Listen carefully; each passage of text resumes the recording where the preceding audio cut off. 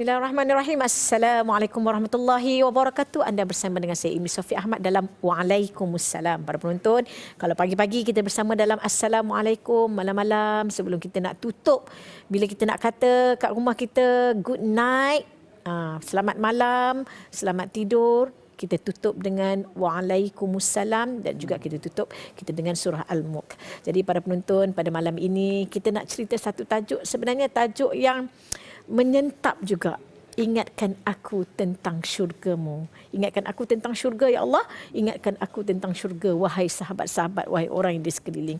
Inilah dia. Kadang-kadang kita ni menjalani kehidupan seharian, tapi kita lupa bahawa ada satu yang Allah janjikan, iaitu kekal abadi, iaitu di syurga, insya-Allah. Sebelum itu, mari para penonton kita tengok sebelum kita tidur, kita renung dalam surah Al-Imran ayat 133 134. A'udzubillahi minasyaitonirrajim.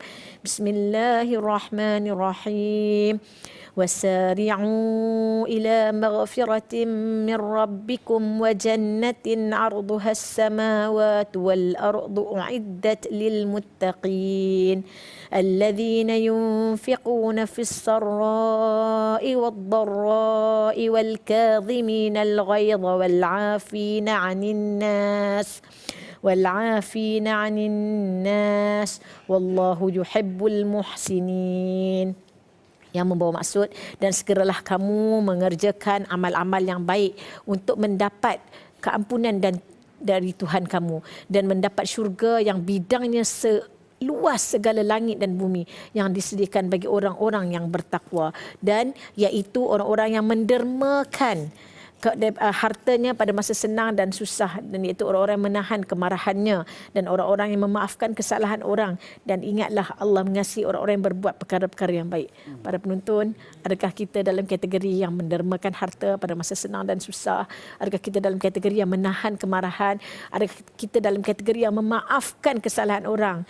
Ingatlah Allah mengasihi orang-orang yang berbuat perkara yang baik. Dan insya-Allah para penonton, pada malam ini kita akan bersama dengan Al-Fadhil Ustaz Muhammad Azli Abdullah, pengerusi Musalla Ar-Rawdah. Assalamualaikum Ustaz. Waalaikumsalam. Jumpa lagi kita ya. Ya Ustaz, terima kasih Ustaz kerana bersama kami. Ustaz, ingatkan aku tentang syurga. Allah Akbar. Ingatkan saya juga. Silakan Ustaz. Selalu lupa ni.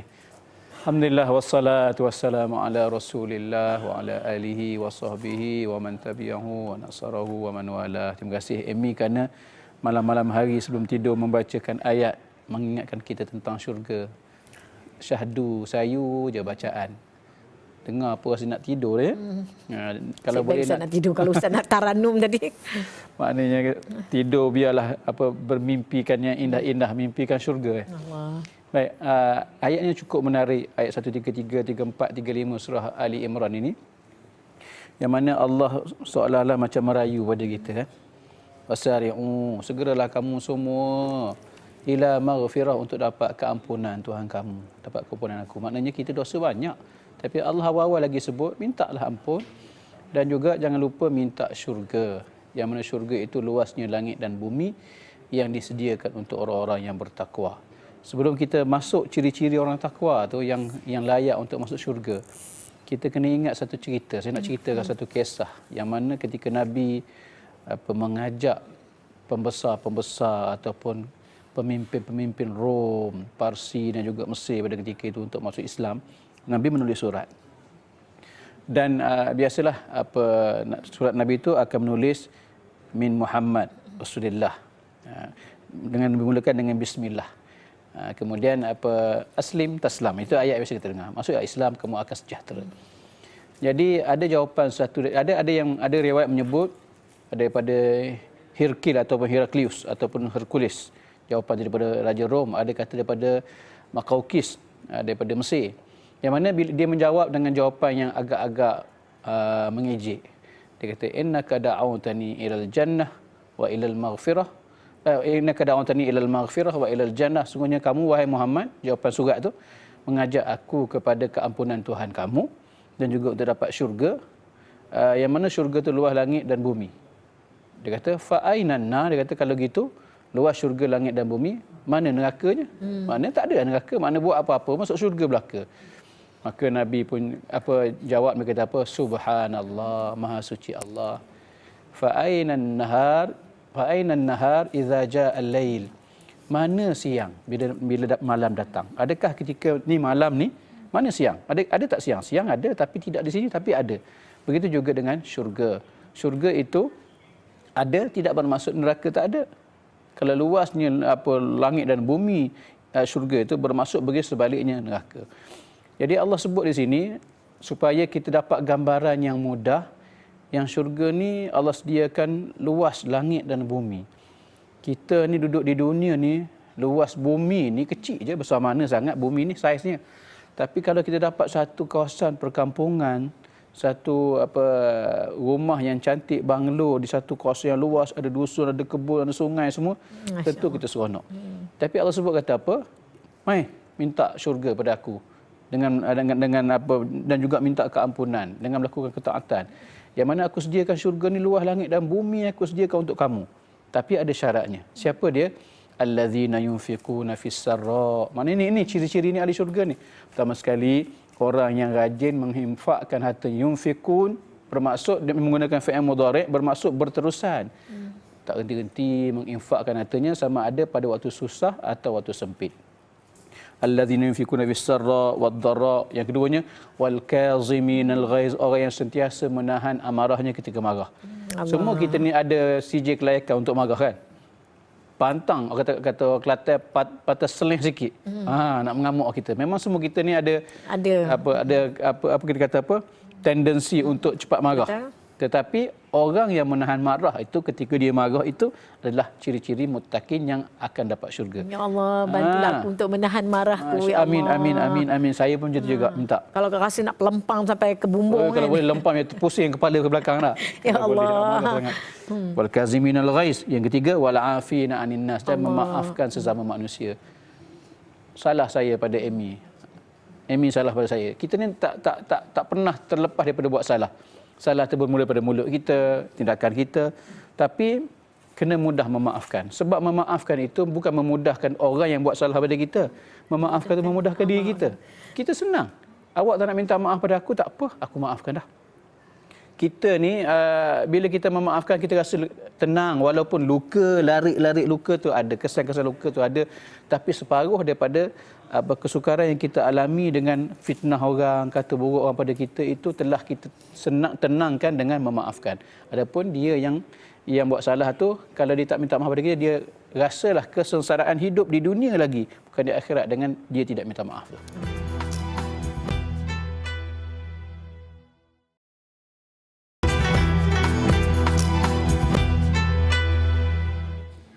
أعوذ بالله من الشيطان الرجيم بسم الله الرحمن الرحيم والذين إذا فعلوا فاحشة أو ظلموا أنفسهم ذكروا الله فاستغفروا لذنوبهم ومن يغفر الذنوب إلا الله ولم يصروا على ما فعلوا وهم يعلمون. Ayat 135 surah Al-Imran. Maksudnya, dan juga orang-orang yang apabila melakukan perbuatan keji atau menzalimi diri sendiri. Dekat sini itu yang dimaksudkan dengan perbuatan keji yang ini. Fahsyah ini ialah dosa besar yang akibatnya tidak hanya menimpa diri sendiri, tapi juga orang lain. Seperti zina. Bukan masalah kita je, tapi ada masalah dengan orang lain juga. Barangkali mungkin akan menghasilkan anak. Bagaimana dengan anak itu? Ini maknanya berkait dengan orang lain. Dan riba. Menzalimi diri sendiri ialah melakukan dosa yang akibatnya hanya menimpa diri sendiri, baik besar maupun kecil. Sambung lagi ayat tadi, dan juga orang-orang yang apabila melakukan perbuatan keji ataupun menzalimi diri sendiri, segera mengingat Allah, lalu memohon keampunan atas dosa-dosanya, dan siapa lagi yang dapat mengampunkan dosa-dosa selain daripada Allah, dan mereka tidak meneruskan perbuatan dosa itu, sedang mereka mengetahui. Para penonton, ingatkan aku tentang syurga. Kita semua adalah pendosa. Tapi apa Allah kata? Minta dengan Allah. Allah akan ampunkan, hilangkan segala dosa kita. Jadi Ustaz, nak mencapai kepada tahap bagaimana kita nak rasa, aku buat ini salah. Ataupun alah, buat je lah, tak ingat dah syurga. Tak ingat dah neraka. Ataupun rasa nak buat tapi tidak mengharapkan kepada syurga itu. Jadi bagaimana nak katakan uiddat lil muttaqin, nak mencapai takwa. Biasa-biasa dah lah takwa kita, takwa level-level marhain je, ataupun nak mencapai yang dikatakan sebenar-benar takwa. Baik. Terima kasih Mi. Ayat yang 135 tu lebih merujuk kepada kesedaran diri kita kan. Wallahu yuhibbul muhsinin wallazina idza fa'alu fahisyah. Dan orang yang apabila dia melakukan satu perbuatan yang keji, yang tadi yang diperinci oleh Amy tadi, au zalamu anfusahum ataupun menzalimi diri mereka sendiri. Mana buat dosa ni menzalimi diri sendiri. Zakarullah, nampak? Dia ingat pada Allah. Maknanya kita ni memang kita buat dosa hari-hari. Kita lupa sekejap. Tapi bila buat ya Allah, kita sebut ya Allah, aku dah buat silap. Zakarullah, kemudian tak cukup dengan sebut Allah. Fastaghfaru li dzunubihim, dan dia minta ampun, segera minta ampun pada Allah. Minta ampun ni minta ampun sungguh-sungguh. Sebab itulah kita ni setiap kali lepas solat, antara amalan yang kita buat adalah astaghfirullahalazim. Kenapa kita sebut astaghfirullah lepas solat sedangkan kita baru solat? Solat ni kan adalah kita mengingat Allah. Kita berdoa pada Allah solat tu. Kenapa lepas solat kita astaghfirullahalazim? Bahkan setengah ulama kata jika kita istighfar astaghfirullahalazim, kita istighfar tu main astaghfirullahalazim. Tak ada rasa gapo. Tak ada rasa apa. Mana kamu kena istighfarlah atas istighfar kamu yang main-main tu. Maknanya kenapa kita lepas solat kita istighfar? Sebab nak tunjuk kepada kita tak boleh lepas daripada minta ampun pada Allah, kerana ada juga kesilapan-kesilapan yang kita buat ketika solat pun kita buat. Contohnya apa? Sepatutnya kita tu waktu kita me time kita dengan Allah Ta'ala, sepatutnya yang kita ingat Allah Ta'ala sahaja. Kita baca ayat, kita khusyuk, kita tak fokus pada benda ini. Masa semayang tu ingat kasut letak kat mana. Kunci mana letak kunci tadi. kat mana, nak balik ke, nak singgah kat mana. Anak macam mana kan, main ke apa ke, dah melilau ke mana-mana, macam-macam kita fikir. Maka sebab itu kita istighfar. Jadi orang yang sentiasa ingat akan kesilapan dia, sebenarnya itulah ciri-ciri orang yang muttaqin tadi. Orang yang dah ada ciri-ciri dah nampak dah, maknanya kalau kita buat satu benda yang tak betul, kita tak rasa bersalah. Biar akulah, aku yang buat salah, ikut akulah. Ada orang macam tu. Ini bukan ciri orang muttaqin. Orang muttaqin ni dia buat salah bukan maksud dia suka buat salah. Dia buat salah tu kadang tak sengaja. Kadang-kadang tanpa kata ada orang yang cuba tarik dia untuk buat salah. Tapi bila dia buat salah, ya Allah, aku dah buat salah ni, lalu minta ampun, astaghfirullahalazim, buat solat sunat taubat dan sebagainya. Disebutnya zakarullah fastaghfaru li dzunubihim. Tapi cantik ayat ujung tu, wa may yaghfirudz dzunuba illallah. Siapa lagi yang nak ampunkan dosa kamu kecuali aku, Allah ni. Maknanya kenapa kita takut untuk mengangkat tangan untuk berdoa pada Allah, ya Allah ampun dosa aku ya Allah, sedangkan yang kita minta itu ialah Allahu Ghafurur Rahim, Allah yang Maha Pengampun lagi Maha Penyayang. Jadi jangan kita bermudah-mudah buat salah, tetapi kalau kita dah buat salah tu kena mudah-mudahkan diri kita untuk minta ampun pada Allah. Selalu minta ampun.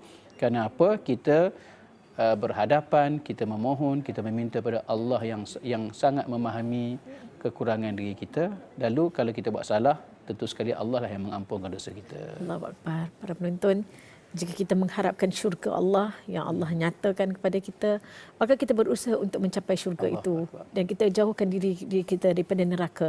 Neraka itu benar, syurga itu benar. Dan janji Allah itu benar. Bukan kita yang kata ni, tapi Allah yang sebut, Allah yang ingatkan kita. Maka inilah dia panduan hidup kita untuk mencapai syurga yang kekal abadi. Kita nak sambung lagi perbincangan kita dalam Waalaikumsalam. Kita berehat seketika.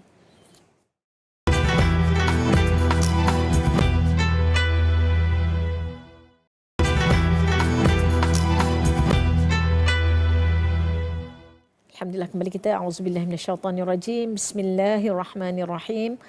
Ulaika jazaohum maghfiratun min rabbihim wa jannatun tajri min tahtihal anhar. من تحتها الأنهار خالدين فيها ونعم أجر العاملين. صدق الله العظيم. Ayat 136 surah Al-Imran, sambungan daripada 134, 35, 133, 134, 135 dan ini adalah 136, yang mana para penonton, balasan bagi mereka keampunan daripada Tuhan mereka adalah syurga dan syurga-syurga yang mengalir di bawahnya sungai-sungai. Mereka kekal di dalamnya, dan itulah sebaik-baik pahala bagi orang yang beramal. Dan bila kita tengok Ustaz dan juga para penonton, ayat 135 tadi, wa may yaghfiruz dzunuba illallah, dan tidak ada yang mengampuni dosa-dosa kamu kecuali Allah Subhanahu wa taala.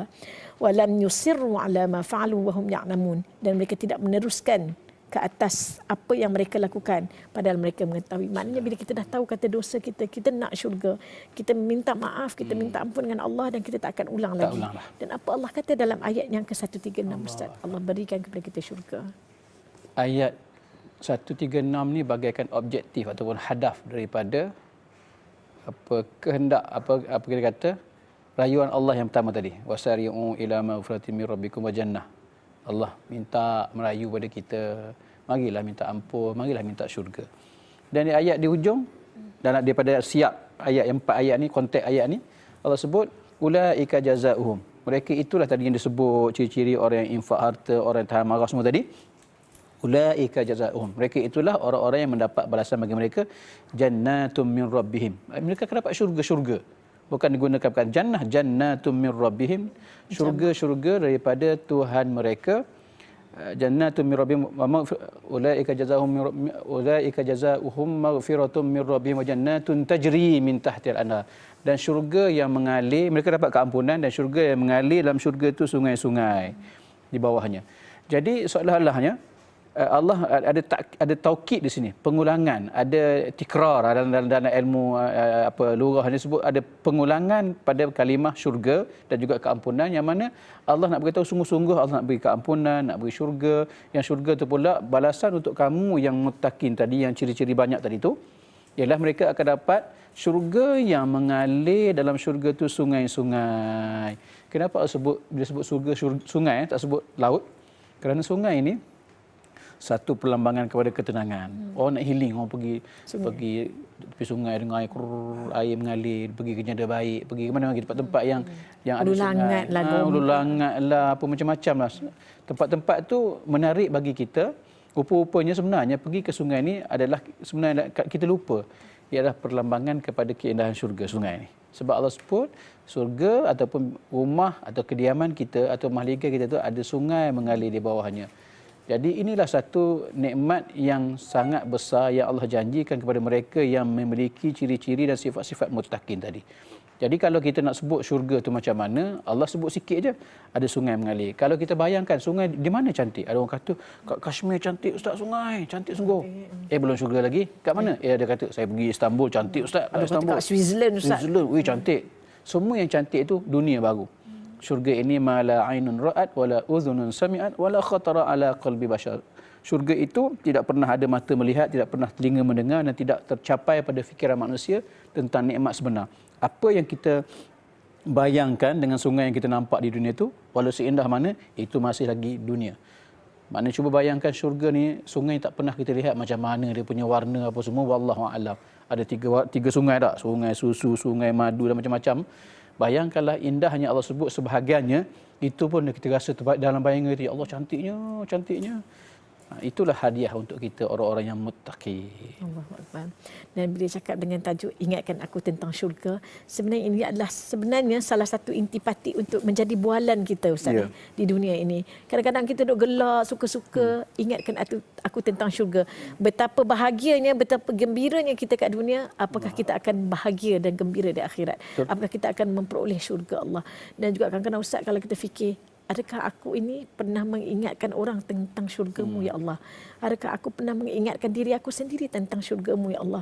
Adakah perilaku aku ini seperti seseorang yang mendambakan syurga-Mu? Jadi bagaimana Ustaz untuk kita ni sentiasa beringat bahawa Allah janjikan syurga untuk orang yang layak mendapat syurganya. Jadi bagaimana untuk kita menjadi orang yang layak mendapat syurga Allah SWT? Ahli syurga ini dapat dilihat pada perangainya sebagai ahli syurga. Ahli neraka dapat dilihat pada perangainya sebagaimana ahli neraka. Maknanya jawapan yang mudahnya, ahli syurga ni kat dunia lagi kita dah boleh tengok ciri-cirinya. Buat baik pada orang, bercakapnya lemah lembut, tidak ahli syurga tu. Apakah kita tahu Allah budak ni ahli syurga sungguh? Kan tengok anak-anak kita selalu sebut anak syurga. Yang anak-anak yang istimewa tu kita anak syurga. Sebab itulah orang-orang yang ahli syurga dia tak buat jahat pada orang. Dia tak menyakiti hati kawan. Yang jenis suka menyakitkan hati kawan, pukul sana pukul sini, nanya sana nanya sini, fitnah sana fitnah sini, umpat sana umpat sini, itu adalah ciri-ciri ahli neraka. Jadi kalau dah dibayangkan ciri-ciri ahli syurga itu sebegitu, kenapa kita tak berusaha masa kat dunia ni cuba buat macam tu? Kalau dah buat kita rasa alhamdulillah dah ada sikit ciri-ciri ahli syurga daripada aku. Kalau berjanji tu selalu nak tepatkan. Kalau nak bercakap dengan kawan selalu cakap yang baik-baik, tak nak cakap yang bukan-bukan. Kalau berlain pendapat sekalipun tidak pernah nak meninggikan suara, nak marah-marah tak tentu pasal. Jadi kenapa? ahli syurga tu dah ada ciri-ciri boleh dilihat di dunia lagi. Allahu Akbar. Itulah dia ingatkan aku tentang syurga. Ustaz menutup perbincangan malam kita ini. Pimpin kami untuk doa yang mana kita nak minta dengan Allah sebenar-benarnya. Bila kita sebut astaghfirullahalazim itu yang sebetul-betulnya istighfar kepada Allah, bukan hanya sekadar lafaz. Silakan Ustaz. Bismillahirrahmanirrahim. Alhamdulillahirabbil alamin. Wassalatu wassalamu ala asyrafil anbiya'i wal mursalin wa ala alihi wa sahbihi ajma'in. Allahumma inna nas'aluka ridhaka wal jannah wa na'udzubika min sakhatika wan nar. اللهم إنك عفو كريم تحب العفو فاعف عنا وعن والدينا وعن جميع المسلمين والمسلمات والمؤمنين والمؤمنات الأحياء منهم والأموات برحمتك يا أرحم الراحمين. Ya Allah, ya Tuhan kami, jadikanlah kami bersaudara ya Allah, sentiasa menjaga hubungan sesama kami ya Allah. Pilihlah kami ya Allah menjadi penghuni syurga Firdaus-Mu ya Allah bersama junjungan yang mulia Rasulullah sallallahu alaihi wa alihi wasallam. Rabbana atina fid dunya hasanah wa fil akhirati hasanah wa qina azaban nar wa adkhilnal jannata ma'al abrar wa adkhilnal jannata ma'al abrar wa adkhilnal jannata ma'al abrar ya aziz ya ghaffar ya rabbal alamin walhamdulillahi rabbil alamin. Amin amin ya rabbal alamin. Ingatkan aku tentang syurga. Moga kita bertemu bukan hanya sekadar di dunia, tapi insya-Allah bertemu kembali di syurga. Dan barangkali untuk semua yang masih ada lagi syurga dunia, ibu dan ayah, maka kita mintalah supaya kita dipermudahkan urusan untuk mencapai syurga yang kekal abadi. Sayangi diri, maafkan semua. Sehingga berjumpa lagi. Terima kasih kepada Al-Fadhil Ustaz Aziz Abdullah dan anda semua. Assalamualaikum warahmatullahi wabarakatuh.